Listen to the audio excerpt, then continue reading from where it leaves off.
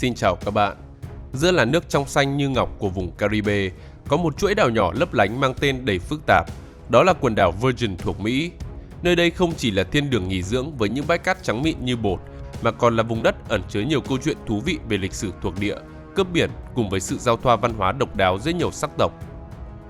Từ những con phố cổ lát đá ở Charlotte Amalie cho đến rừng rậm nguyên sinh ở St. John, mỗi hòn đảo đều kể một câu chuyện riêng, vừa quen thuộc với hơi thở Mỹ, vừa hoang sơ như trốn ngoài thời gian. Nhưng đằng sau vẻ đẹp hào nhoáng đó, quần đảo Virgin còn ẩn chứa không ít mặt tối, từ chênh lệch giàu nghèo, ma túy cho đến buôn người và mại dâm. Vậy điều gì khiến những hòn đảo nhỏ bé này trở thành viên ngọc giấu kín của xứ sở cờ hoa? Hãy cùng chúng mình khám phá trong video hôm nay nha!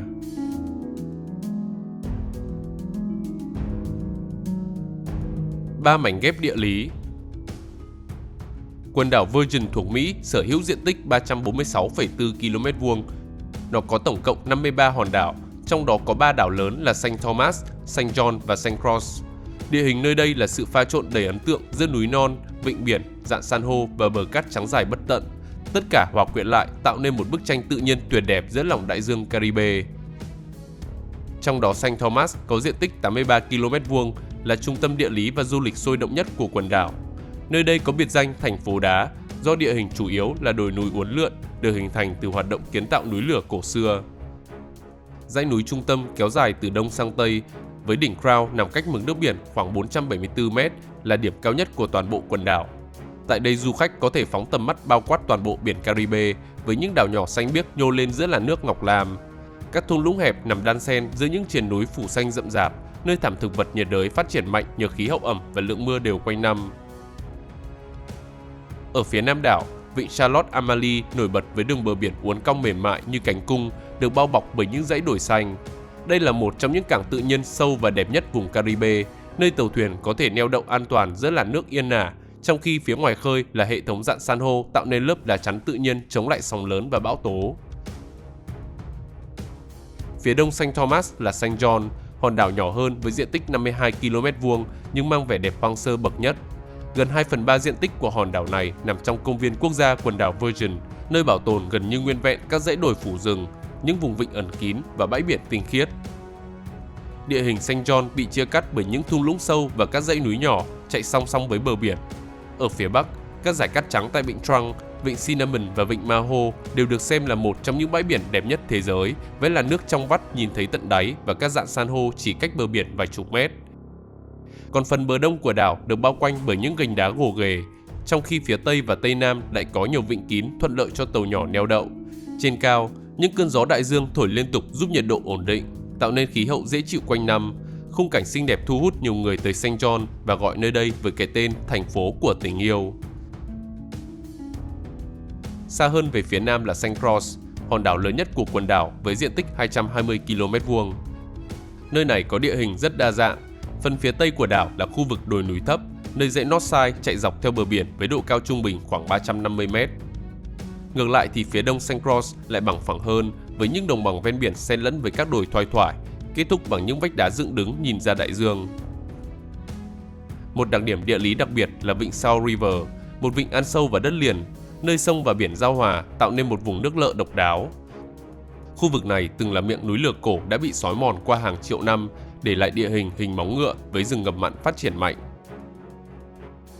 Ở cực đông của đảo, Point Udall được xem là điểm cực đông của toàn bộ lãnh thổ Mỹ, nơi mặt trời mọc đầu tiên trên xứ cờ hoa mỗi ngày và cũng là nơi những vách đá ba gian đen kịt lao thẳng xuống biển xanh thẳm. Biệt danh của St. Croix là thành phố song sinh, dựa trên hai thị trấn của nó là Frederiksted ở đầu phía tây và Christiansted ở phía đông bắc của đảo. Giữa các hòn đảo lớn là hàng loạt các đảo nhỏ và bãi đá nhấp nhô trên mặt nước, ví dụ như đảo Water, đảo Hassel và đảo Buck, tạo nên quần thể địa lý phức tạp. Hầu hết những hòn đảo này có địa hình núi lửa cổ, phần lớn đã bị xói mòn để lộ ra các sườn dốc thoải, vách đá và bờ biển gồ ghề. Một số đảo nhỏ chỉ rộng vài trăm mét nhưng lại có rạn san hô bao quanh, khiến cho mực nước biển ở khu vực đó đổi màu liên tục, từ xanh biếc sang ngọc lam rồi sang xanh thẫm. Vào những ngày nắng mạnh, từ trên cao nhìn xuống thì quần đảo Virgin giống như một chuỗi dải ngọc rực rỡ nằm giữa đại dương mênh mông. Một điểm thú vị nữa là sự tương phản rõ rệt giữa mặt bắc và mặt nam của các đảo. phía Bắc thường có vách đá dựng đứng và sóng mạnh do chịu ảnh hưởng trực tiếp của gió đại dương, trong khi phía Nam lại êm đềm với nhiều vịnh kín. Sự đối lập này tạo nên cảnh quan phong phú chỉ trong diện tích nhỏ bé, với một bên hoang sơ dữ dội và bên còn lại là yên bình thơ mộng. Còn khí hậu của toàn vùng mang tính chất nhiệt đới hải dương điển hình. Nhiệt độ trong ngày dao động từ khoảng 24 cho đến 31 độ C, ít biến động giữa các mùa. Lượng mưa hàng năm là 1.000 mm, chủ yếu tập trung vào giai đoạn tháng 8 đến tháng 11, nhưng nhìn chung thì hiếm khi kéo dài. Mùa khô từ tháng 12 đến tháng 3 khiến cho nhiều vùng đồi cỏ ngả vàng, trong khi mùa mưa làm rừng rậm bừng xanh trở lại. Các cơn bão nhiệt đới đôi khi cũng ảnh hưởng đến quần đảo và gây thiệt hại nặng nề do địa hình của các đảo khá nhỏ nhưng lại có mật độ cư dân và hạ tầng ven biển dày đặc. Điển hình như bão Marilyn vào năm 1995 làm cho 7 người thiệt mạng và gây thiệt hại 2 tỷ đô la.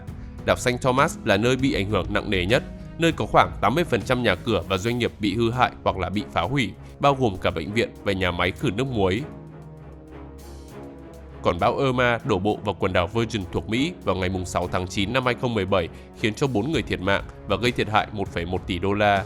Đặc biệt chính quyền Donald Trump bị chỉ trích nặng nề vì phản ứng chậm chạp và tập trung vào cứu hộ Florida, dù hai bên đều bị thiệt hại vì thiên tai.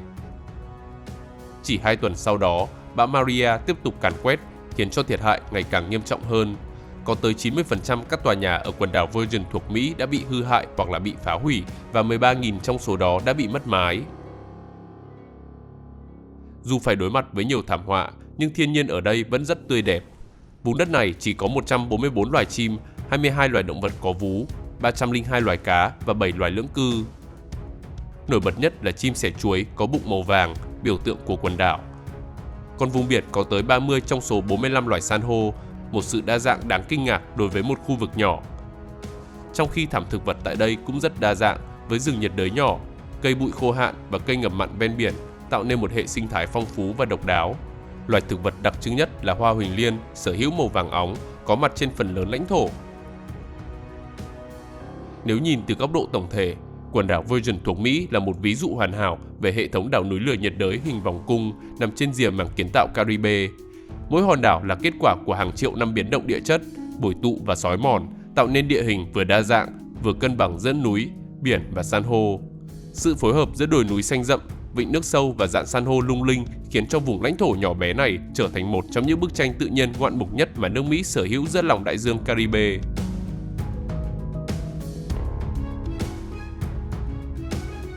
Thương vụ đắt giá của Mỹ. Trong lịch sử, quần đảo Virgin là địa bàn của các bộ lạc da đỏ như là Siboney và Arawak từ 1.000 năm trước công nguyên. Đến thế kỷ 15, người Kalinago cũng đặt chân đến đây. Họ đã xây dựng các cộng đồng quanh các vịnh kín cũng như phát triển các kỹ thuật đánh cá và trồng trọt. Vào cuối thế kỷ 15, khi Christopher Columbus đi qua vùng biển Caribe, những hòn đảo này đã lần đầu tiên xuất hiện trên bản đồ châu Âu. Tuy nhiên thì người Tây Ban Nha ban đầu không thiết lập các khu định cư lâu dài tại quần đảo, mà chỉ coi đây là điểm dừng chân trên các tuyến hải trình giữa châu Âu và châu Mỹ, trong khi những tên cướp biển đã biến khu vực này trở thành căn cứ để cướp phá khắp vùng biển Caribe. Thế rồi các nước châu Âu đã dần nhận ra tầm quan trọng của quần đảo Virgin, dẫn đến sự tranh chấp giữa Tây Ban Nha, Pháp, Anh và Hà Lan. Bước sang thế kỷ 17, Đan Mạch cũng quan tâm đến quần đảo, từ đó định cư tại St. Thomas vào năm 1672 và St. John vào năm 1694, sau đó mua lại St. Croix từ Pháp vào năm 1733. Trong thời gian này, quần đảo mang tên Tây Ấn Đan Mạch với nền kinh tế tập trung vào sản xuất mía đường cũng như là bông, thuốc lá và tràm. Do đó hàng loạt các đồn điền lớn đã được xây dựng với lao động là nô lệ da đen được đưa từ châu Phi. Sự kết hợp giữa địa hình đồi núi, khí hậu nhiệt đới và bờ biển thuận lợi giúp cho các đồn điền dễ dàng vận chuyển hàng hóa ra biển, đồng thời hình thành các cảng quan trọng như là Charlotte Amalie trên St. Thomas.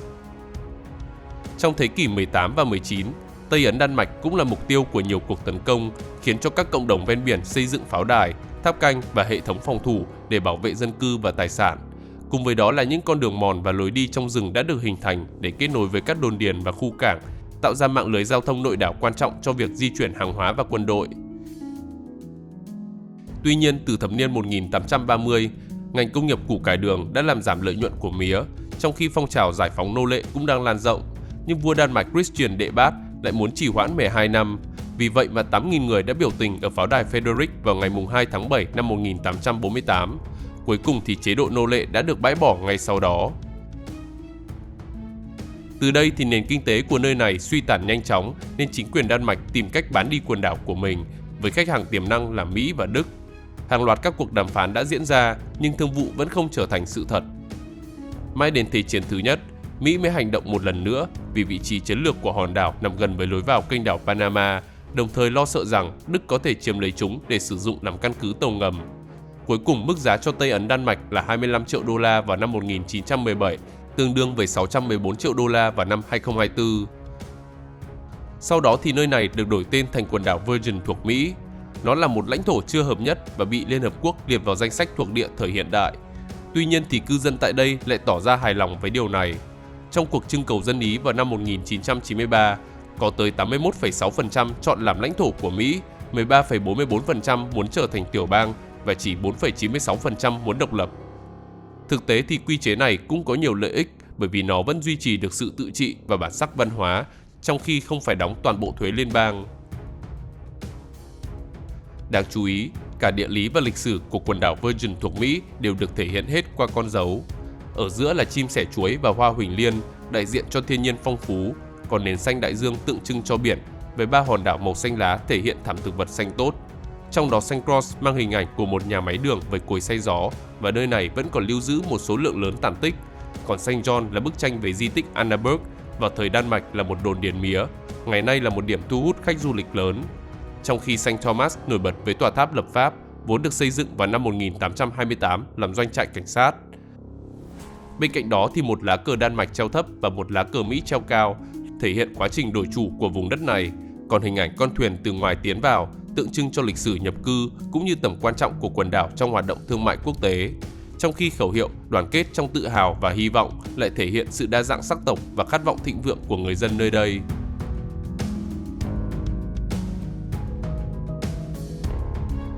Vùng đất đa sắc tộc. Tính đến năm 2024, quần đảo Virgin thuộc Mỹ có dân số 104.377 người, đạt mật độ 301 người trên 1 km vuông. Trong đó có khoảng 48,5% sống tại St. Thomas, 4,45% sống tại St. John, 47,05% tại St. Croix, còn tại các hòn đảo nhỏ hơn hầu như không có người ở. Về thành phần sắc tộc, người da đen chiếm đa số với 71,4% dân số, còn lại là người da trắng, người Latin, người châu Á, người Lai và các nhóm khác. Trong đó có 65,5% dân số là người theo đạo Tin lành, 27,1% theo Công giáo, 1,8% theo Cơ đốc giáo khác, 1,9% theo các tôn giáo khác và 3,7% không theo tôn giáo nào. Cấu trúc này phản ánh lịch sử lâu dài của vùng đất, từ thuộc địa Đan Mạch, thời kỳ nô lệ, cho đến khi trở thành lãnh thổ của Mỹ. Dù vậy thì tiếng Đan Mạch chưa bao giờ được sử dụng phổ biến ở đây, vì phần lớn chủ đồn điền đều có nguồn gốc từ Hà Lan, Anh, Scotland, Ireland hoặc là Tây Ban Nha. Còn hiện nay, ngôn ngữ chính thức là tiếng Anh, nhưng phiên bản quần đảo Virgin được dùng trong giao tiếp hàng ngày lại tương đối khác biệt khi có xen lẫn các từ ngữ gốc châu Phi và Caribe. Di cư là một yếu tố quan trọng trong cơ cấu dân cư của quần đảo Virgin. Nhiều người đến từ các quần đảo Caribe lân cận để tìm kiếm cơ hội kinh tế và giáo dục tốt hơn, đặc biệt là Puerto Rico, Cộng hòa Dominica, Saint Kitts và Nevis và Thịnh Vượng Chung Dominica. Trong khi một số gia đình người Mỹ đại lục chuyển đến đây để tận hưởng môi trường sinh sống nhiệt đới và các cơ hội đầu tư. Do đó thì chỉ có 47% dân số sinh ra tại chính quần đảo Virgin, 15,5% sinh ra tại Mỹ, 31,2% sinh ra tại các nước Caribe, 2,6% sinh ra tại Puerto Rico và 3,7% sinh ra tại nơi khác. Ngược lại thì một bộ phận dân cư bản địa đã di cư tới xứ Cờ Hoa để học tập hoặc là tìm kiếm việc làm, tạo nên các cộng đồng hải ngoại lên tới 12.000 người. Dòng di cư này giúp hình thành cộng đồng đa văn hóa, vừa duy trì truyền thống, vừa tiếp nhận các ảnh hưởng hiện đại từ Mỹ và các đảo Caribe khác. Hiện nay thì Carnival là lễ hội lớn nhất, diễn ra vào cuối tháng 4, đầu tháng 5 hàng năm tại St. Thomas với các cuộc diễu hành sặc sỡ, âm nhạc sôi động, trang phục truyền thống và các trò chơi dân gian. Ngoài ra còn có ngày giải phóng nô lệ được tổ chức vào ngày 3 tháng 7 hàng năm, kết hợp với các buổi lễ tôn giáo, diễu hành đường phố, nhảy, nhạc, múa và các hoạt động thể thao. Các lễ hội nhỏ cũng được tổ chức đều đặn, giúp cộng đồng duy trì truyền thống và gắn kết cư dân trên đảo.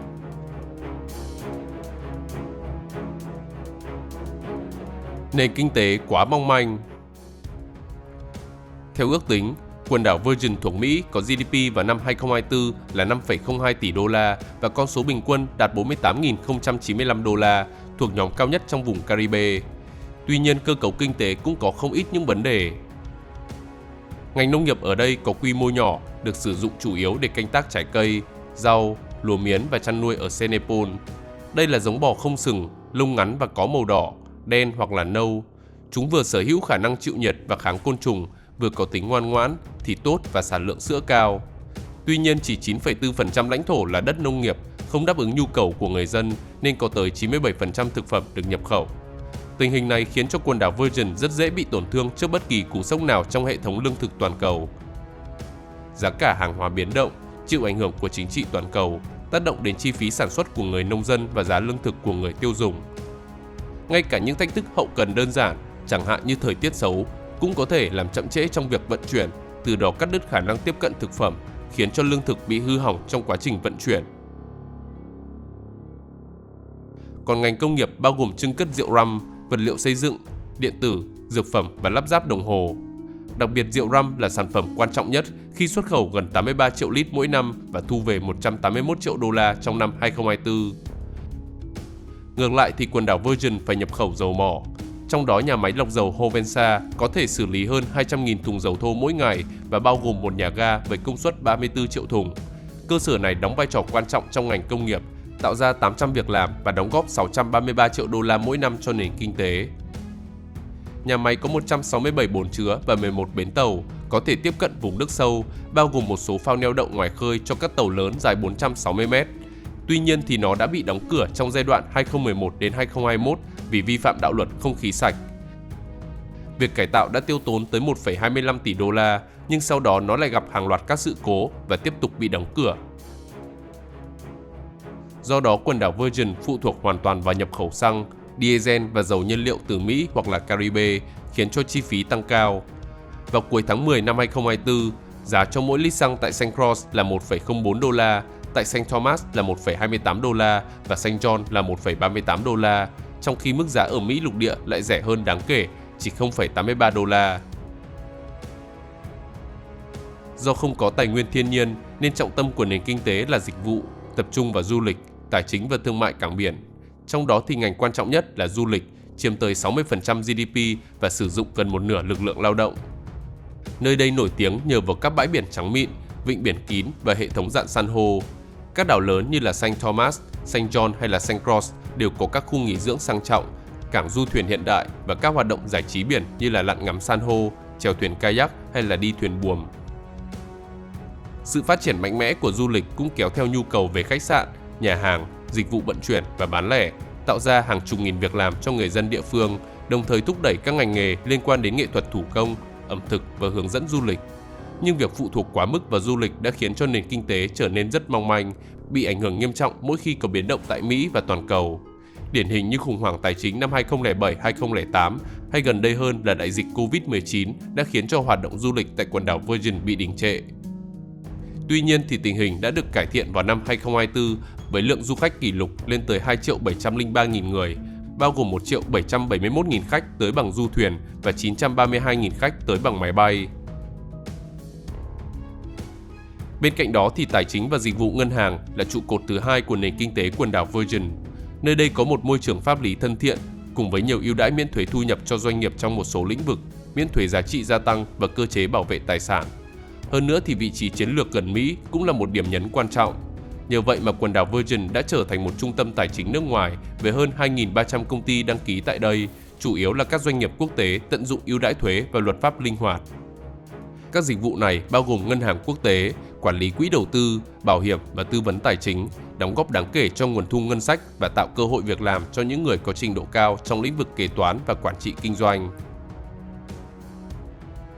Thương mại cảng biển cũng giữ vai trò quan trọng, nhất là tại các cảng tự nhiên như là Charlotte Amalie trên St. Thomas và Frederiksted trên St. Croix. Các cảng này không chỉ phục vụ hoạt động du lịch mà còn là điểm trung chuyển hàng hóa, tàu container và tàu chở hàng hóa Mỹ và quốc tế. Việc vận hành cảng tạo ra cơ hội kinh doanh trong lĩnh vực logistics, kho bãi, vận tải biển và dịch vụ hỗ trợ tàu thuyền. quần đảo Virgin còn sở hữu 2 cảng hàng không lớn. Đầu tiên là sân bay Cyril E. King tại St. Thomas, có đường băng dài 2.134 m và phục vụ 1.626.000 lượt khách trong năm 2024. Tiếp theo là sân bay Henry E. Rosen nằm ở St. Croix, sở hữu đường băng dài 3.049 m và phục vụ 530.000 lượt khách vào năm ngoái. Các cảng hàng không này được kết nối trực tiếp với Mỹ lục địa, Caribe và một số điểm quốc tế, đóng vai trò quan trọng cho du lịch và vận chuyển hàng hóa. Ngoài ra còn có các căn cứ thủy phi cơ tại Charlotte Amalie trên St. Thomas và Christiansted, chủ yếu phục vụ cho du khách. Trong vài thập kỷ gần đây, quần đảo Virgin cũng chú trọng phát triển năng lượng tái tạo và hạ tầng xanh nhằm giảm chi phí năng lượng và tạo nền tảng bền vững cho các ngành dịch vụ. Các dự án điện mặt trời và điện gió trên St. Croix và St. Thomas giúp cung cấp phần lớn nhu cầu điện năng cho các khu dân cư, khách sạn và cảng biển, đồng thời góp phần tạo ra việc làm kỹ thuật và thúc đẩy nghiên cứu công nghệ xanh. Ngoài ra thì các dự án cải tạo bãi biển, bảo tồn rạn san hô và nâng cấp hạ tầng cảng biển đều có tác động tích cực đến kinh tế dài hạn, vừa bảo vệ môi trường, vừa đảm bảo sự hấp dẫn của du lịch. Một điểm đáng chú ý là sự phụ thuộc vào kinh tế Mỹ, khi phần lớn nguồn hàng hóa tiêu dùng, nhiên liệu và thiết bị đều nhập khẩu từ xứ cờ hoa, trong khi đồng đô la là đơn vị tiền tệ chính thức. Điều này tạo nên sự ổn định về tiền tệ, nhưng đồng thời cũng khiến cho quần đảo dễ bị ảnh hưởng bởi các biến động kinh tế ở Mỹ và thị trường quốc tế. Thậm chí vào giữa tháng 2 năm 2017, quần đảo Virgin phải đối mặt với một cuộc khủng hoảng tài chính do mức nợ công lên tới 2 tỷ đô la và thâm hụt ngân sách lên tới 110 triệu đô la. Chính quyền đã đưa ra dự luật thuế tội lỗi, theo đó sẽ tăng thuế đối với rượu rum, bia, thuốc lá và đồ uống có đường, cũng như là mua hàng hóa qua mạng và chủ sở hữu căn hộ chia sẻ. Sau đó thì Thống đốc Kenneth Mapp đã ban hành lệnh hạn chế sử dụng xe công, đóng băng việc tuyển dụng không thiết yếu, đình chỉ đàm phán lương và đóng băng các chuyến công tác không thiết yếu.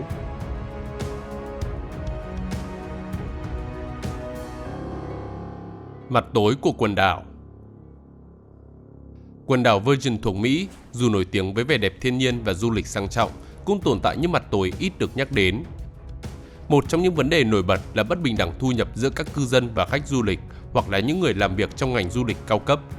Cụ thể vào năm 2019, có tới 22,8% hộ gia đình ở quần đảo Virgin thuộc vào diện nghèo.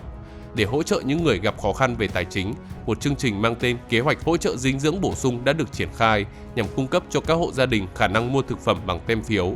Dù vậy thì nơi đây vẫn tiếp tục bị chênh lệch giàu nghèo, thể hiện rõ nét qua thực tế.